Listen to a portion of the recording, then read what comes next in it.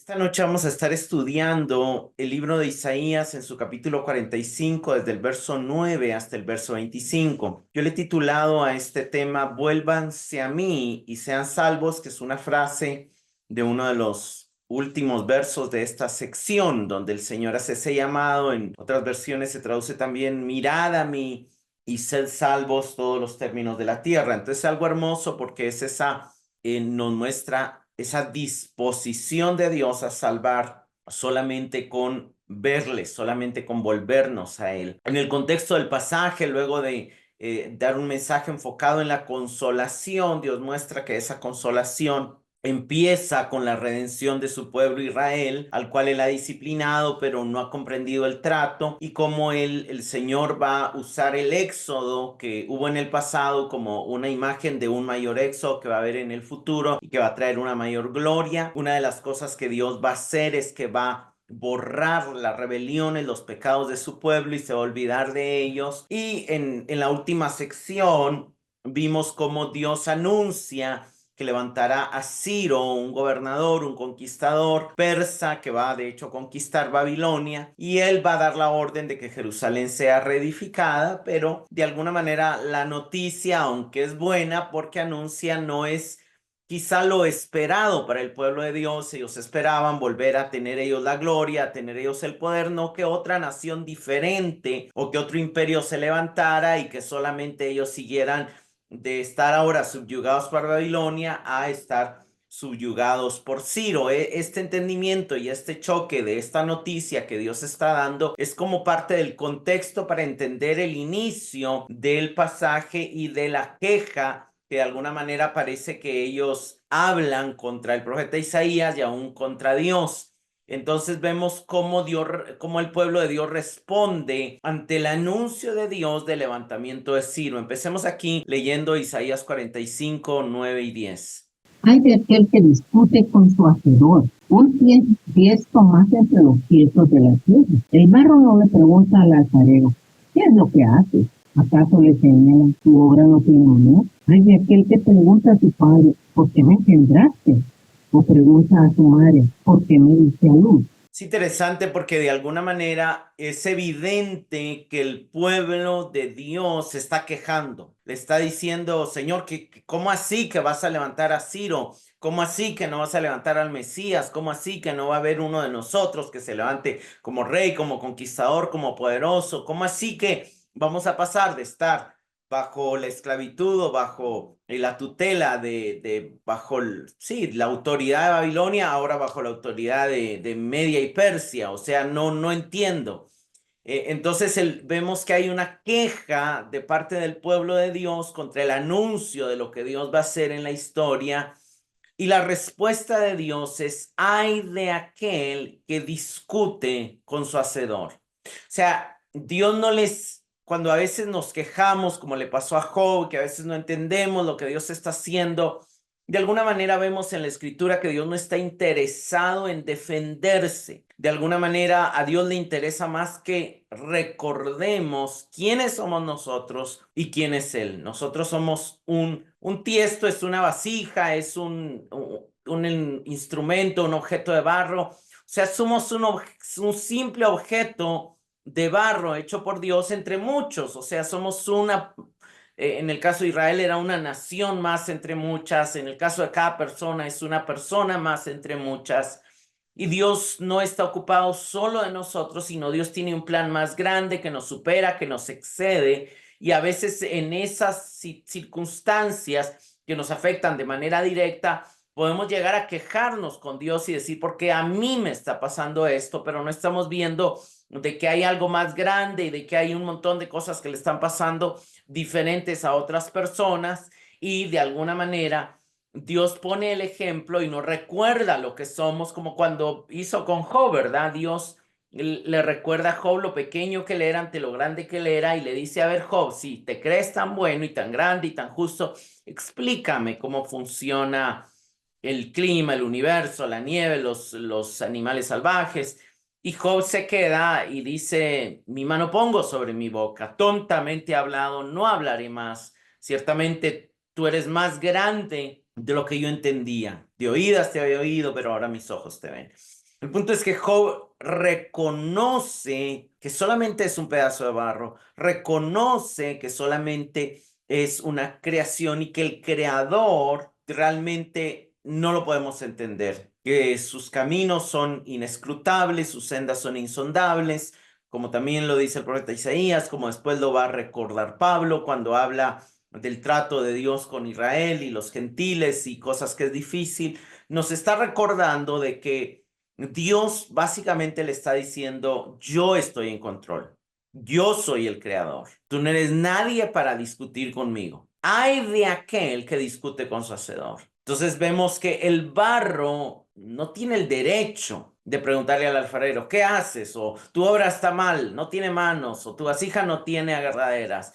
Qué sé yo, digamos, vemos una imagen de aparentemente una escultura que no tiene manos y discutiendo con su hacedor. Obviamente, esa es como la imagen que Isaías quiere poner en nuestra mente. No tiene sentido eso, digamos, eso no va a pasar en la realidad. Pero luego se va a otra imagen y dice, ay de aquel que le pregunta a su padre, ¿por qué me engendraste? O le pregunta a su madre, ¿por qué me diste a luz? Y obviamente nos está recordando que Dios es nuestro hacedor, pero también tiene una relación de amor donde Él es nuestro padre, nuestra madre, donde Él ha cuidado de nosotros, donde Él nos ha dado de alguna manera la vida y ha tenido ese cuidado de sustentar esa vida. Ahí obviamente en el contexto anterior muchas veces el Señor le ha dicho al pueblo, yo soy el que te formó, yo soy el que te creó, yo soy el que te eligió, yo soy el... Entonces está nuevamente ese trasfondo que tenemos que ver ahí. Aquí obviamente el pasaje lo que nos muestra es que parece que Israel no recibió muy bien el anuncio de Ciro como libertador. Ese anuncio amenazaba el orgullo de la nación de Israel y las promesas del Señor. ¿Por qué? Porque quería decir que ya no se iba a levantar el Mesías, hijo de David, que ya no habría ningún avivamiento davídico en ese tiempo, que lo que habría era pasar de estar subyugados por Babilonia a estar subyugados por Media Persia. Entonces se ponen a discutir con Dios y básicamente la respuesta de Dios es, ustedes no son quien para discutir conmigo, yo soy el que toma las decisiones. Sigamos aquí, continuemos con lo que Dios sigue diciéndole al pueblo y obviamente a nosotros nos sigue recordando. Leamos Isaías 45:11. Así dice el Señor, el Santo de Israel, el que te formó. Preguntadme por lo que está por venir. Preguntadme acerca de mis hijos y de la obra de mis manos. Es interesante porque Dios no se presenta, o sea, aunque básicamente en los versos anteriores Él está diciendo, yo soy tu hacedor, yo soy el que tomo las decisiones, no quiere decir que Él no esté dispuesto a responder las preguntas, no es una actitud de un padre no razonable que le dice a los hijos, porque así es y punto, y no me pregunten más. Dios está abierto y de alguna manera Él muestra su amor y su compasión y su misericordia. Dicen, ok, quieren preguntarme, no me pregunten por qué lo estoy haciendo las cosas así. Pregúntenme qué va a venir después de esto. Pregúntenme qué tanto yo me preocupo por mis hijos y por la obra de mis manos. De alguna manera, aunque sus hijos en el contexto específico del Antiguo Testamento, Él había dicho, Israel es mi hijo, y de alguna manera el término hijo en el Antiguo Testamento representa principalmente a la nación de Israel. También está la obra de sus manos. La obra de sus manos es el resto de las naciones, el resto de los seres humanos, el resto de la creación. Y como hemos ido viendo también a lo largo de Isaías y como lo vemos en el Nuevo Testamento, Dios no se preocupa exclusivamente por Israel. Él se preocupa por toda su creación. Él quiere salvar a todos los hombres. Entonces, de alguna manera, lo que Dios está diciendo no es que no me puedan preguntar, pero háganme las preguntas correctas.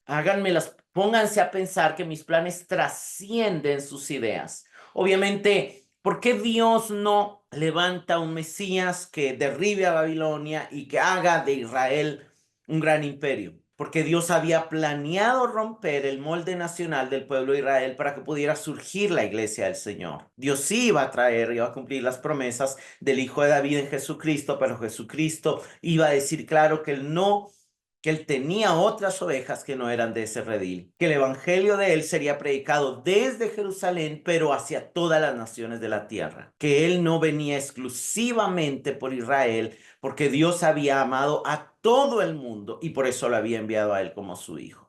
Entonces, obviamente, esas son cosas que el pueblo de Israel todavía en el tiempo de Isaías no está entendiendo y no quiere entender, y aún en el tiempo de Jesús no quieren entender, porque cuando vamos a la historia de Jesús, obviamente vemos que, por ejemplo, cuando él en Nazaret dice, hoy se ha cumplido esta palabra y empieza a hablar de Elías que no visitó solo a una viuda en el pueblo de Israel, sino fuera de Israel, y a Eliseo que no sanó a un leproso israelita, y entonces él empieza a mostrar de que el plan de Dios va más allá de Israel. ¿Qué pasa ese día? Lo quieren matar. O sea, inmediatamente él empieza a mostrar que su plan va más allá de Israel, lo intentan asesinar. Israel no entendía el plan de Dios a largo plazo, sino que ellos tenían esa esperanza de ser ellos el imperio, y entonces al oír el anuncio de Ciro, es un golpe duro que quebra sus esperanzas de volver a ser ellos la nación que gobernaba el mundo, pero ya Dios les había dado una oportunidad y no lo habían hecho bien. El tiempo de que Israel fue un imperio fue el tiempo de Salomón, y que hizo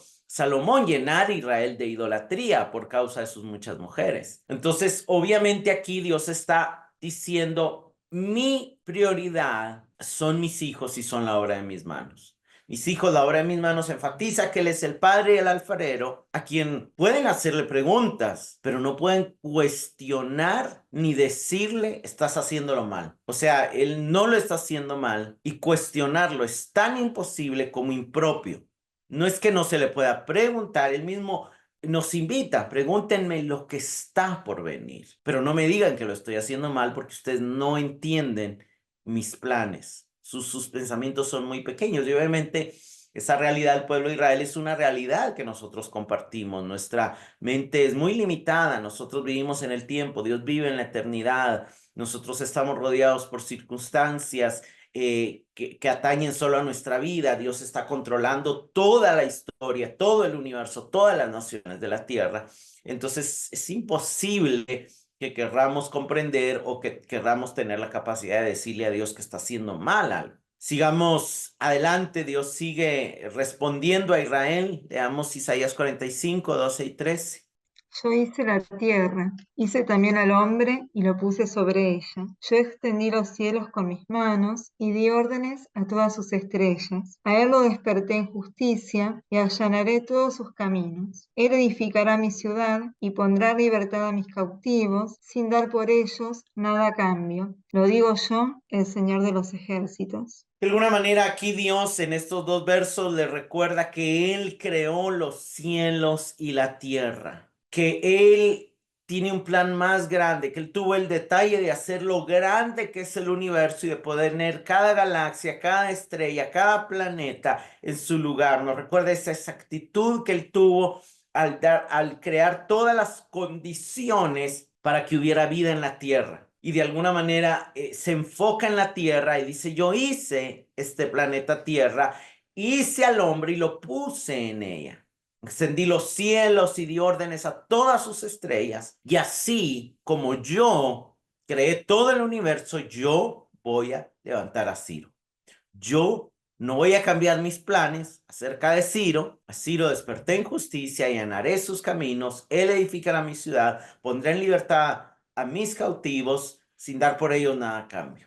Lo digo yo, el Señor de los ejércitos. O sea, él está enfatizando su soberanía. Él está enfatizando que él es el creador. Él está enfatizando que él tiene la última palabra, que aunque el pueblo de Israel no le agraden sus planes y quiera discutir con él o quieran decirle que lo hizo mal, él ya decidió hacer eso y no lo va a cambiar. Él lo ha dicho, así como no cambió el universo, así no va a cambiar sus planes de controlar la historia y de que Jerusalén sea reedificada a través de Ciro. Y luego sigue obviamente el discurso de Dios contando ya un poquito, como que ya ahí los israelitas se ubican y quizá entonces le preguntan un poco más y entonces, Señor, ¿cuáles son tus planes o Dios mismo cuenta un poco de esos planes que él tiene para el futuro, más allá de Ciro.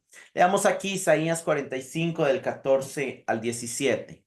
Así dice el Señor, el trabajo de Egipto, las mercaderías de Etiopía y los altos sabeos se pasarán a tu bando y serán tuyos. Te seguirán cargados de cadenas y al pasar ante ti te harán reverencias y suplicantes te dirán, ciertamente Dios está en medio de ti y fuera de Dios no hay otro. Y en verdad tú, Dios y Salvador de Israel, eres un Dios que se esconde. Todos los que fabrican imágenes serán avergonzados y andarán confusos y humillados, pero ustedes, los israelitas, serán salvados por el Señor con salvación eterna. Por todos los siglos jamás serán avergonzados ni humillados.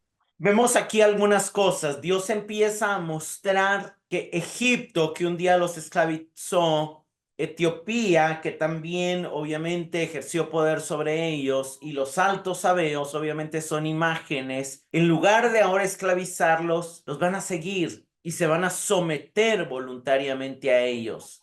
Es algo muy interesante. Luego también vemos que reconocerán que Dios está en medio de su pueblo y que fuera de él no hay otro Dios, y que Dios, el Salvador de Israel, es en verdad el Dios. Y luego los últimos dos versos, bueno, voy a analizar esto un poco más despacio. Básicamente, en la respuesta que Dios le da al pueblo, él aclara que las promesas davídicas no se han perdido, que el Dios de Israel será adorado por todas las naciones de la tierra, que Israel llegará a tener una posición de honor y de gloria, de manera que otras naciones le seguirán. También anuncia de que los caminos de Dios serán claros para muchos, que de alguna manera antes tal vez no les era fácil reconocer que el Dios de Israel es el Dios verdadero, pero ahora reconocen que el Dios de Israel es el Dios verdadero. Y por último, en los 16 y 17 se anuncia un contraste que los idólatras cosecharán vergüenza, pero los israelitas serán salvados con una salvación eterna. Y ahí obviamente Dios está recordando que sus planes son hacia la eternidad, no son tan cortos en el tiempo como ellos creen. Obviamente para nuestra vida, 80 años, 100 años, 200 años suena mucho, porque algo que suceda en 200 años no nos va a dar tiempo de verlo en nuestra vida, porque ninguno de nosotros vio 200 años. Pero Dios está recordando que sus planes nos superan, nos está recordando nuestra pequeñez, nuestra temporalidad, pero Él tendrá una salvación eterna y obviamente en un momento nosotros entraremos en la resurrección, en esa eternidad, y sí o sí Dios va a cumplir sus promesas de gloria y honra para su pueblo. Veamos un poquito en detalle, por ejemplo, la nación. El verso 14 es importante detenernos y explicarlo. Dice, el trabajo de Etiopía, el trabajo de Egipto, perdón, las mercancías de Etiopía y los altos sabeos se pasarán a tu bando y serán tuyos. Serán tuyos, habla de esa entrega voluntaria, de decir, venimos aquí, nos entregamos, nos rendimos. Algo interesante es cuando dice, te seguirán cargados de cadenas, es que ellos están haciendo voluntariamente, se están sometiendo a servir al pueblo de Dios. Y no solamente eso, sino que le hacen reverencias y suplicantes te dirán, Dios está en medio de ti. Fuera de Dios no hay otro. Están abandonando sus ídolos para ir a adorar al pueblo, para ir a adorar al Dios verdadero, reconociendo que el pueblo de Dios es el pueblo que Dios ha amado. Es algo muy hermoso. Obviamente está mostrando que traen consigo riquezas, productos y mercancías y también traen destreza natural, altos de estatura. Serán tuyos, es que su sumisión no es fingida, sino genuina. Te seguirán, se harán cautivos y rendirán homenaje voluntario. Es el mensaje que hay detrás de que van cargados de cadenas. Ellos mismos se están rindiendo al Señor. Ahí nos recuerda ese salmo que dice, tu pueblo se ofrecerá voluntariamente a ti. Y hermanos, hoy personas de todas las naciones de la tierra se han rendido, no ante tal vez una nación, pero ante un hombre que sí tenía esa nacionalidad, que es Jesucristo, nuestro Señor. Entonces, de alguna manera, en Cristo se cumplen estas promesas, porque a Cristo todas las naciones de la tierra han traído riqueza, han traído sus dones, sus talentos, y cuando nosotros nos entregamos a Cristo, nuestra sumisión a Él no es fingida, no es forzada, es voluntaria. ¿Y cuál es la razón? Que llegamos a reconocer que Él es el Dios verdadero y llegamos a reconocer la iglesia como su pueblo verdadero. Entonces, obviamente aquí esta profecía para Israel, ellos no la están entendiendo y es malo si la piensan de una manera totalmente natural, pero obviamente está hablando de que las promesas que Dios ha dado al Mesías se van a cumplir y naciones de gente de todas las naciones van a venir a servirle. Obviamente esto está pasando muchísimos años antes de que Jesús venga. Sigamos aquí parte de lo que le dicen, 45:15, leamos. En verdad, tú eres un Dios que te oculta, oh Dios de Israel, Salvador. Y el punto aquí al decir tú eres un Dios que te oculta es como diciendo cuán ocultos están los propósitos de Dios, cuando la sumisión forzada a Israel ante el gentil Ciro no es más que una sombra ante un futuro donde habrá una sumisión voluntaria de los gentiles ante Israel. Hermanos, no es que Dios se oculte, sino que sus planes están ocultos a nuestro entendimiento simple. Y es hermoso porque el título que se da es, oh Dios de Israel, Salvador. Y lo que está diciendo aquí el profeta es que el Dios de Israel es también el Salvador del mundo. Está siendo revelado o sea, es Dios de Israel porque se ha revelado a él, porque los ha escogido, pero cuando dice Salvador ya no es el Salvador solo de Israel,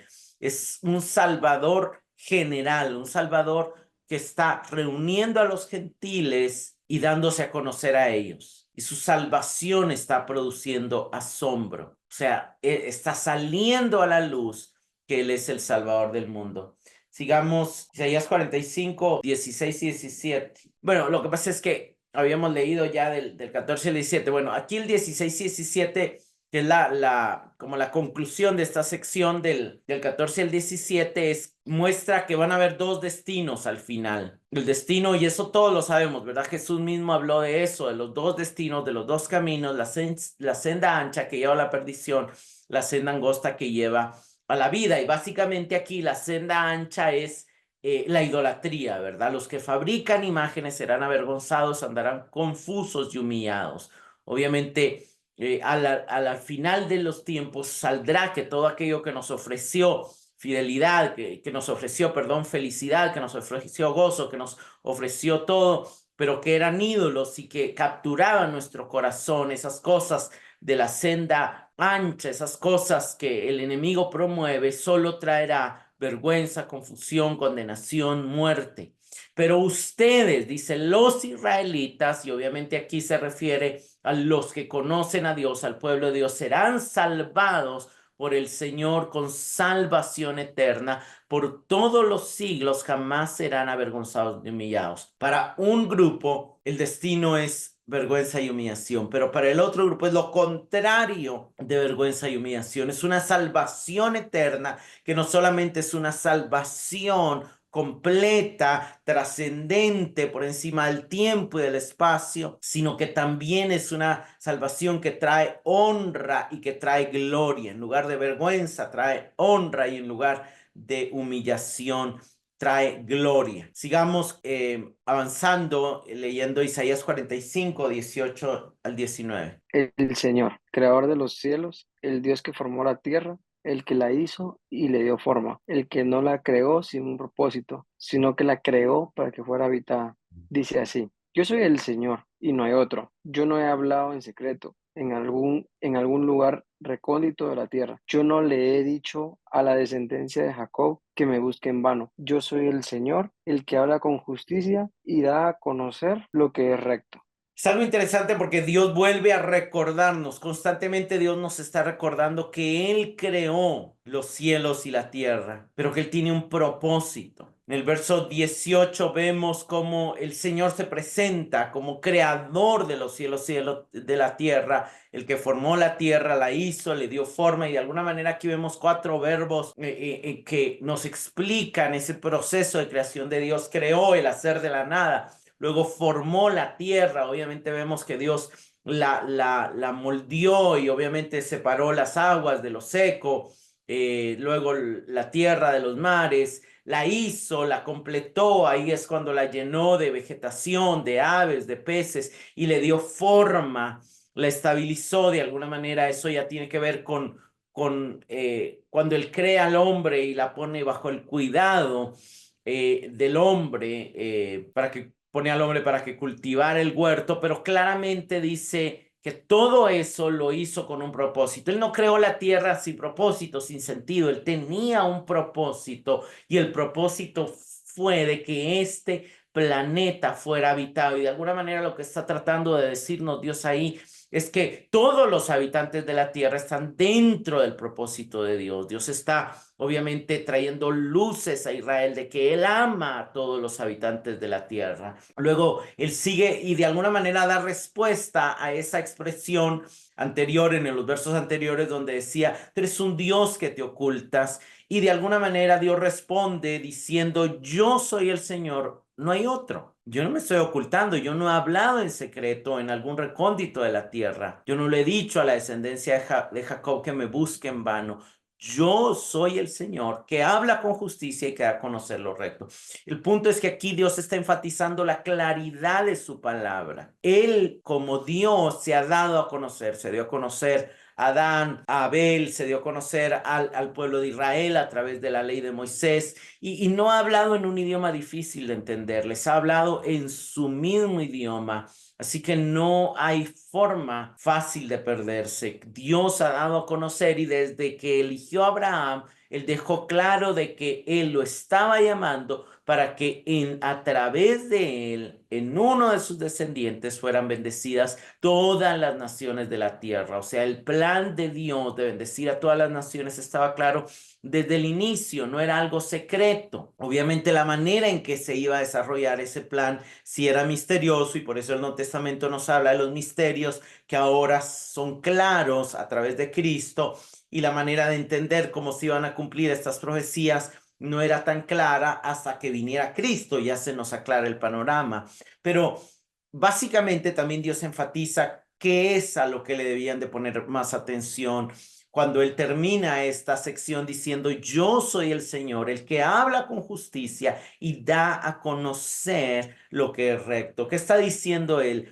Que su justicia es simple, su justicia basada en el amor es sencillo. Eso es lo que Él quería que entendiéramos. Toda su rectitud, hermanos, toda la ley se resume. Obviamente esto también el Nuevo Testamento no lo dice, pero desde antes podemos ver que toda la ley se resume en amar a Dios y amar al prójimo. Él ya nos dio a conocer lo que Él espera de nosotros. Él le dio a conocer de manera muy clara a Israel que lo que Él quería es: oye, oh Israel, el Señor vuestro Dios uno es, y amarás al Señor tu Dios con todo tu corazón, con toda tu alma, con todo tu cuerpo. De hecho, cuando vemos los 10 mandamientos, que son 10 porque es fácil de recordar, aunque hay 613 decretos, los 10 mandamientos es un buen resumen donde los primeros 4 se enfocan en cómo amar a Dios, no teniendo otras imágenes, no adorando otras cosas, no tomando su nombre en vano, y guardando de alguna manera el día de reposo para oír su ley, para tener comunión con la familia, con la congregación, para buscarle. De alguna manera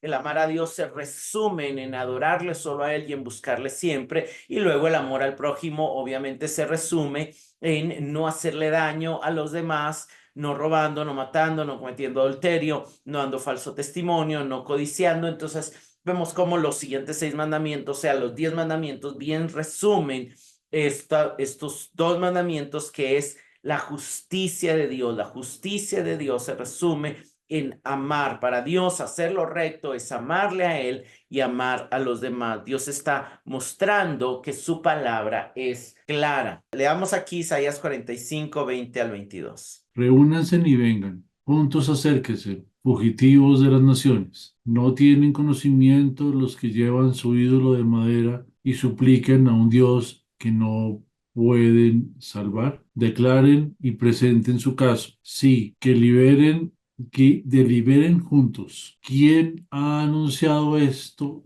desde la antigüedad y lo ha declarado desde entonces? No soy yo, el Señor. No hay más Dios que yo, un Dios justo y salvador. No hay ninguno fuera de mí. Vuelva hacia mí y sean salvos todos los de los términos de la tierra, porque yo soy Dios y no hay ningún otro. Aquí claramente Dios está mostrando que su plan para salvar va más allá de Israel. Obviamente, si nos remontamos a la época de Isaías, esto era difícil que ellos lo entendieran así. Pero algo hermoso es que Dios está primero llamando a reunirse a los fugitivos de las naciones. Veamos el verso 20, dice, reúnanse y vengan, juntos acérquense, y le llama fugitivos de las naciones. Hermanos, ¿quién es un fugitivo? Alguien que está huyendo. Ahora, ¿de qué están huyendo esas personas? De todas las demás naciones, aparte del pueblo de Israel. Están huyendo del destino que les espera a los idólatras. Están huyendo de la falsedad de los dioses que sus naciones adoran. ¿Por qué? Porque están buscando encontrar al Dios verdadero. Y Dios, la invitación de Dios es sí, vengan, reúnense, acérquense. Son bienvenidos aquí. Pueden hacerse israelitas. Es interesante porque luego dice, no tienen conocimiento los que llevan su ídolo de madera y suplican a un Dios que no puede salvar. O sea, el mismo Dios le está diciendo a los fugitivos de las naciones, sí, los que están en sus naciones y quieren seguir adorando sus ídolos son ignorantes, no tienen conocimiento, no saben lo que están haciendo. Están suplicando a Dios que no puede salvar, pero ustedes que se están dando cuenta de la falsedad de los dioses que las personas alrededor de ustedes adoran y que están queriendo huir de esa falsedad, vengan aquí, reúnanse, acérquense, se vengan. Nos recuerda, los vengan de Jesús, venid a mí, vengan a mí los trabajados y cansados, todo el que tenga sed, venga a mí. Obviamente son llamados universales, son llamados a venir aquellos que están cansados de la idolatría que no satisface, que no da felicidad, que no llena, porque nada de lo que el mundo, de lo que el dinero, de lo que el trabajo, de lo que Satanás te ofrezca puede realmente satisfacerte. ¿Por qué? Porque ellos no te crearon, Dios te creó y solo Dios puede llenar realmente la necesidad humana, el vacío humano.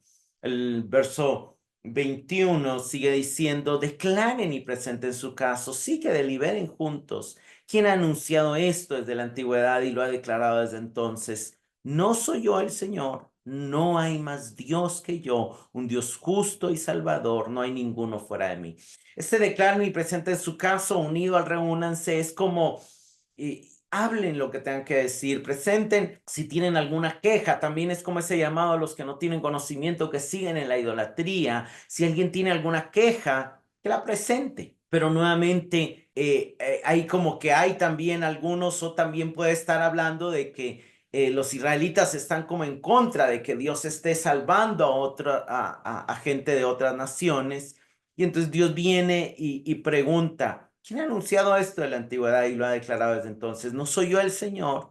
Y de alguna manera nos recuerda que Dios, desde que llamó a Abraham, él anunció que bendeciría a todas las naciones. O sea, ya Dios lo había anunciado y Dios está confirmando que sí, que él va a dejar a Israel como cautivo bajo Ciro, porque su plan al traer el cumplimiento de las promesas es levantar a alguien que bendiga a todas las naciones. Obviamente, ahí estamos desde ya previendo a Jesús, pero obviamente para ellos será muy difícil comprenderlo. Luego Dios recuerda que no hay más Dios que Él y que Él es un Dios justo y salvador. Cuando Él dice un Dios justo es un Dios en cuya palabra se puede confiar, no como los falsos dioses que no pueden salvar. Un Dios que es confiable en su palabra y un Dios que sí puede salvar y que su naturaleza, su nombre mismo, su carácter es salvar. Él se deleita, Él se agrada, Él se complace en salvar a los que clamen a Él por salvación. Y no hay otro fuera de Él que pueda salvar. Solo Él puede salvar. El verso 22 dice, vuélvanse a mí y sean salvos todos los términos de la tierra, porque yo soy Dios y no hay ningún otro. Entonces Dios aquí no le habla a Israel, sino que le habla a todos los términos de la tierra, a todas las naciones, a todos los confines de la tierra. De hecho, un mensaje que un diácono predicó en una iglesia en Londres hace muchos años fue el mensaje que Dios usó para traer salvación a la vida del pastor Carlos Spurgeon, que luego fue un predicador a través de quien Dios salvó miles de almas, pero él oyó ese mensaje: miren a mí, vuélvanse a mí, sean salvos. Y el predicador decía: no necesitas nada para ser salvo, solo ver a Jesús, solo verlo a Él, solo volverte a Él y verlo, creer, una mirada, y de ahí nace el coro también, el canto famoso, una mirada de fe, la que puede salvar al pecador. Y si tú vienes a Cristo Jesús, Él te salvará, Él te responderá, porque una mirada de fe es la que puede salvar al pecador, hermanos. Esa es la esencia del mensaje de Dios. Dios no está pidiendo requisitos, no está pidiendo obras, no está exigiendo grandes cosas para salvar. Él es el Salvador y solamente nos está pidiendo que nos volvamos a Él, que le miremos a Él, y obviamente está llamando a aquellos que hoy le están dando las espaldas, que se vuelvan a Él y que lo vean. Obviamente nos está recordando también la imagen donde las serpientes salieron a picar al pueblo de Israel, y aquellos que habían sido mordidos por la serpiente solo tenían que ver a la serpiente de bronce que había sido levantada, y si la miraban eran sanados, eran salvos, ya no morían. El veneno de la serpiente se inactivaba en ellos. ¿Por qué? Porque yo soy Dios y no hay ningún otro. Solo Jehová es Dios, solo Cristo es Dios, solo el Espíritu Santo es Dios, y ellos son un solo Dios y a la vez se manifiestan en tres personas. Un gran misterio, pero una realidad que la Biblia nos enseña. Respecto a este pasaje, Scurz comenta: la salvación de Israel no solo sería vista por el mundo, sino que todo el mundo sería invitado a ser salvo. Este es el significado más obvio del texto. Por otro lado, la salvación se encuentra en el monoteísmo. Solo hay un Dios que salva y no hay ningún otro. El verso 23 al 25 es el final de este pasaje. Leamos aquí cómo Dios termina firmando su palabra con un juramento divino. Por mí mismo he jurado, ha salido de mi boca en justicia una palabra que no será revocada, que ante mí se doblará toda rodilla y toda lengua jurará lealtad. De mí dirán: solo en el Señor hay justicia y fuerza. A Él vendrán y serán avergonzados todos los que contra Él se enojaron. En el Señor será justificada y se gloriará toda la descendencia de Israel. Hermanos, estos textos son hermosos. Algo hermoso de Dios es que Dios, Él no necesita jurar, y Él no puede jurar por nadie más alto. Nosotros juramos por el cielo, juramos por Dios, porque Él, sabemos que Él es todopoderoso y Él todo lo ve, y entonces idealmente no deberíamos jurar, pero si necesitamos jurar, obviamente podemos jurar por Dios. Pero como no hay nadie más alto que Dios, Él dice: por mí mismo he jurado. Ha salido de mi boca en justicia una palabra que no será revocada. En toda la Escritura vemos muy pocas veces a Dios jurar. La primera vez que Él jura es cuando Abraham le entrega a su hijo y le dice: por cuanto conozco que temes a Jehová, juro que de cierto te bendeciré. Y aquí vemos una segunda ocasión donde Dios jura, y lo que jura es que un día todos reconocerán que solo Él es Dios. Que ante mí, es su juramento, se doblará toda rodilla y toda lengua jurará lealtad, diciendo de Él que solo en Él hay justicia y fuerza. Y por otro lado, aún los que se enojaron contra Él vendrán y serán avergonzados. No habrá una sola rodilla que no se deje de doblar delante de Él. Unos para adorarlo y para agradecerle su salvación. Otros para recibir su condena en humillación, reconociendo que hicieron muy mal en rebelarse contra Él y en no reconocerle. Toda la descendencia de Israel será justificada y en Él se gloriará. Algo interesante de este juramento es que esta palabra, que tiene una confirmación, que tiene una validez, como vamos a ver más adelante, luego es aplicada a Cristo. Aquí está hablando Dios Padre, pero Él mismo, que es uno con el Hijo. Vemos que más adelante esta palabra se aplicará al Señor Jesucristo. Es una palabra que no dejará de cumplirse, porque Dios, el más alto, lo está estableciendo como un juramento. Y expliqué que por no haber otro mayor, Dios jura por sí mismo, y que todos los habitantes de la tierra de todos los tiempos doblarán un día sus rodillas ante el Dios verdadero. reconociéndolo como Hacedor y confesando con su boca que solo Él es el Señor. En el 24, la primera parte dice, de mí dirán, solo en el Señor hay justicia y fuerza. Justicia significa esa verdad absoluta y confiable. Justicia significa rectitud también, el llenar el estándar de Dios. Y fuerza habla de poder, de capacidad. Hermanos, la realidad humana es injusticia e incapacidad. Nosotros tenemos una tendencia pecaminosa y no podemos nunca por nosotros mismos hacer lo que es recto. Por otro lado, todos nosotros sabemos que nuestra fuerza, nuestro poder, nuestra capacidad es limitada. Hay muchas cosas en la vida que nos recuerdan nuestra limitación, nuestra pequeñez. De hecho, lidiamos con ese sentimiento que surgió en el jardín de incapacidad, de insuficiencia, de vergüenza. ¿Por qué? En realidad necesitamos. Y por eso hay un hambre y una necesidad en nosotros, una búsqueda, por un lado, de justicia. Buscamos que en el mundo reine la bondad. No nos agrada que reine la injusticia y el mal. Y buscamos ser más fuertes, ser más capaces. Pero un día reconoceremos que no necesitamos buscarlo en nosotros, que están en el Señor. Y un día todos los seres humanos que han vivido y pasado sobre la tierra reconocerán que solo en el Señor hay justicia y fuerza. De hecho, en el Nuevo Testamento, la justicia que recibimos de Dios, la nueva fuerza para vivir acorde a una nueva relación con Dios y estatus con Dios, como salvos, como justificados y como hijos. Tenemos un nuevo estatus legal ante Dios, porque la justicia de Cristo nos ha sido dada y estamos también en una nueva relación con Él, porque hemos sido adoptados como sus hijos. El pasaje termina diciendo, a Él vendrán y serán avergonzados todos los que contra Él se enojaron, pero en Él, Señor, será justificada y se gloriará toda la descendencia de Israel. Y nuevamente está mostrando esos dos grupos de personas, esos dos destinos. Aún los que se enojan contra Él, eligiendo un ídolo, dándole la espalda al Dios verdadero. Y eso demostraba su falta de voluntad por seguirlo, a pesar de que lo conocían en su conciencia y por la creación, como nos explican otros pasajes de la Biblia. Al final se avergonzarán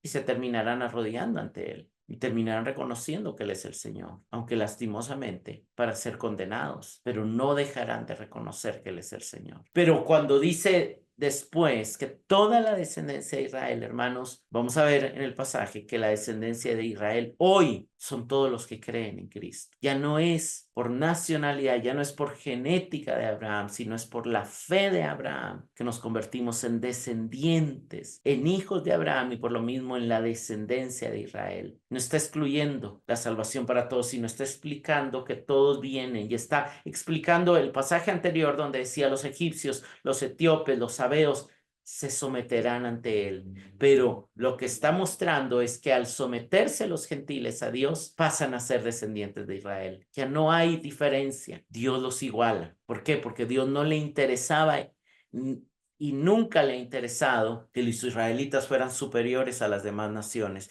A Dios le interesaba que todos los que pusieran su fe, su mirada en Él, fueran iguales entre ellos y recibieran los mismos privilegios de salvación, ser pueblo de Dios, ser justificados y ser glorificados también. Veamos cómo este pasaje nos habla de Cristo y cómo a la luz del Nuevo Testamento podemos entender mejor de alguna manera estos llamados y esta palabra de parte de Dios. Una de las palabras claves del pasaje de hoy es: vuélvanse a mí y sean salvos todos los términos de la tierra. Para esto leamos Juan 3 del 14 al 17. Y como Moisés levantó la serpiente en el desierto, así es necesario que sea levantado el Hijo del Hombre, para que todo aquel que cree tenga en él vida eterna, porque de tal manera amó Dios al mundo que dio a su Hijo unigénito, para que todo aquel que cree en él no se pierda, sino que tenga vida eterna, porque Dios no envió a su Hijo al mundo para juzgar al mundo, sino para que el mundo sea salvo por él. Vemos claramente el propósito de Dios, que el mundo sea salvo por Él. El anhelo de Dios es llamar a todo el mundo a volverse a Él para que ser salvos. ¿Y cómo lo hace? Haciendo que Cristo sea levantado en la cruz, de la misma manera que la serpiente en el desierto fue levantada. ¿Cómo se salvaban en el desierto los que vivieron en esa época de la serpiente? Viendo a la serpiente. ¿Cómo se salvan hoy? Viendo a Cristo en la cruz. Todos los hombres que creen en Él, el que lo mire con esa mirada de fe, recibirá vida eterna. El que lo mire con esa mirada de fe no se perderá, sino que tendrá vida eterna. ¿Por qué? Porque el anhelo de Dios es salvar al mundo. Hermanos, el vuélvanse a mí, el miren a mí y sean salvos aplica a todas las personas de la tierra. Y nosotros somos llamados a ver a Cristo y a invitar a los demás a que vean a Cristo. Pero también vemos cómo Pablo aplica en Cristo ese juramento que Dios dice, donde jura que ante mí se doblará toda rodilla. Leamos Filipenses 2, del 9 al 11. Por lo cual Dios también lo exaltó hasta lo sumo y le confirió el nombre que es sobre todo nombre, para que al nombre de Jesús se doble toda rodilla de los que están en el cielo y en la tierra y debajo de la tierra. Toda lengua confiese que Jesucristo es Señor, para la gloria de Dios Padre. Muy interesante porque obviamente en los tiempos de Isaías la doctrina de la Trinidad no era una doctrina que comprendían, se creía en un solo Dios y obviamente seguimos creyendo en un solo Dios, pero también creemos de que Dios es uno en sustancia y tres en personas. Y aquí vemos de que ese juramento de Dios, de que toda rodilla se cumplirá, se cumple en Jesús, porque Él lo exalta hasta lo sumo y lo va a establecer como Rey del universo, y ante Él, cuando Él venga en su segunda venida, y todos los muertos sean resucitados y todos se presenten el día del juicio, todos los de todos los tiempos se doblarán sus rodillas ante Él. Los que ya las hemos doblado y las seguimos doblando de manera constante, obviamente Él nos llamará a su presencia y nos reuniremos con Él. Y los que nunca la han doblado, la doblarán ante el juez para recibir el juicio que les corresponda. Pero toda lengua confesará que Jesucristo es Señor. Y esto dará gloria a Dios Padre. Hermanos, es claro de que la única manera de ser salvos es confesar que Jesucristo es el Señor. Pero también el pasaje dice que todas las naciones dirán: solo en el Señor hay justicia y fuerza. Y veamos cómo en el nuevo pacto se cumple el hecho de que solo a través de Cristo podemos obtener verdadera justicia. Veamos aquí Romanos 5:17 y Filipenses 3:9. Porque si por la transgresión de un hombre, por este reino la muerte, mucho más reinará en vida por medio de un hombre, Jesucristo, los que reciben la abundancia de la gracia y del don de justicia. Filipenses 3:9. Y ser hallado en él, no teniendo mi propia justicia derivada de la ley, sino la que es por la fe de Cristo, la justicia que procede de Dios sobre la base de la fe. Hermanos, es en Cristo que recibimos y que podemos encontrar verdadera justicia. Aquí habla de que si por la transgresión de Adán, obviamente por la caída de Adán, reinó la muerte, Dios tiene un reino para nosotros por medio de Jesucristo. Cuando recibimos de Él abundancia de la gracia y el don o el regalo de su justicia, Cristo nos regala su justicia. Y Pablo dice: yo quiero ser hallado en Cristo, no teniendo mi propia justicia, porque esa es insuficiente para Dios, sino la que es por la fe en Cristo. Esa es la verdadera justicia, porque esa procede de Dios y la recibimos sobre la fase de la fe, con una mirada de fe recibimos la justicia de Dios. Pero no solamente decían que solo en el Señor hay justicia, sino también que solo en el Señor hay fuerza. Leamos aquí 2 Corintios 12:9, Efesios 6:10 y Filipenses 4:13. Y él me ha dicho: te basta mi gracia, pues mi poder se perfecciona en la debilidad. Por tanto, con muchísimo gusto me gloriaré más bien en mis debilidades, para que el poder de Cristo more en mí. Efesios 6:10 dice: por lo demás, fortalezcanse en el Señor y en el poder de su fuerza. Filipenses 4:13: todo lo puedo en Cristo que me fortalece.